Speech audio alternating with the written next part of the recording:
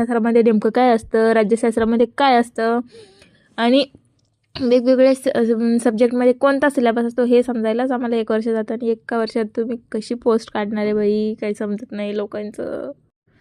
आणि त्यांची exam crack झाली म्हणजे त्यांना असं वाटतं की अरे आपण काय केलं आणि काय नाही. म्हणजे ते 100 लोकांना, 100 तर नाही, 1000 लोकांना, हजारो लोकांना ते मोटिवेट करता आणि सांगता की अरे बाई तू काही आमच्यापेक्षा जास्त हुशार नाही आहे, तू जे वाचलं आहे तेच आम्ही वाचलेलं आहे, एवढाच फरक आहे फक्त की तू मेरिटमध्ये आला आणि तू लागला आणि आम्ही तिथंच मागं लटकलेलो राहिलो, लटकत राहिलो. म्हणजे याचा अर्थ असा नाही की तू समोर जाऊन लगेचच आम्हाला झाडायच्या गोष्टी 4-5 असं तसं आम्ही सगळ्या गोष्टी केलेल्या आहे. आम्हाला तेवढं गरज नाही आहे त्या गोष्टीची.